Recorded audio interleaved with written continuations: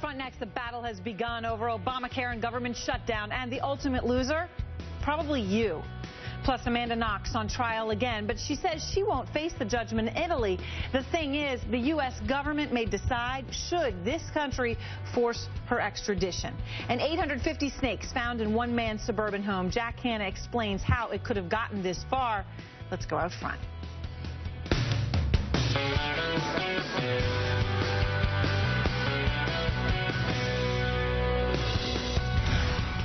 And good evening, everyone. I'm Erin Burnett. Out front tonight, closer to shutdown.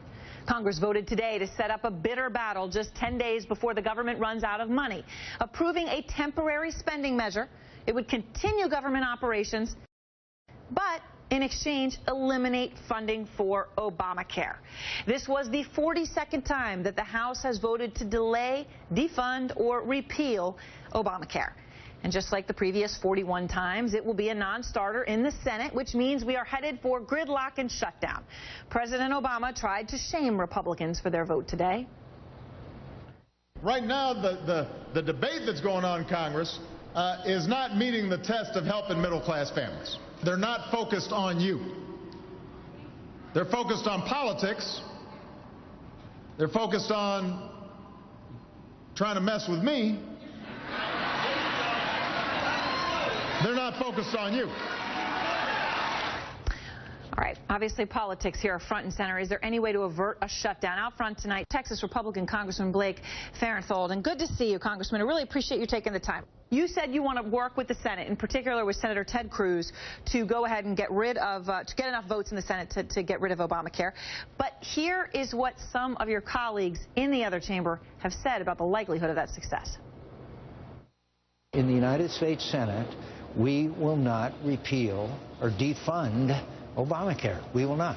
The only effective way to truly stop Obamacare, and I think we ought to do it, to stop it, would be totally reverse it. We don't have the votes to do that. So you really think you can get enough votes to do this? You're confident in that? Listen, anything is possible. You've got to remember that the Founding Fathers set up a government where there are two chambers in the Congress. We've passed and done our job in the House. Now it's up to the Senate. If they don't agree with what we do, they need to pass a bill, amend what we had, send it back. We'll go to conference. We'll negotiate. We'll work something out. Nobody on my side wants to shut down the government, but we do want to take this opportunity to point out to the American people that Obamacare is bad for the middle class. You know, the president said you'd be able to keep your policy if you liked it. That isn't happening. It said people were going to save money. As you look again and again, costs are going up.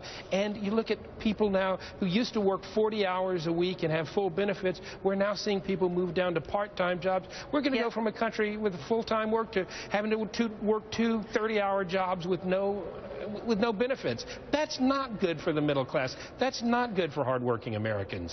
Polling shows the public is going to blame you, House Republicans, if the government shuts down. No question about it. 33% will blame President Obama. 51% are going to blame you. This, according to the Wall Street Journal, people on your side could cost you the House. Well, listen, in terms of the next midterms. Worth it for you?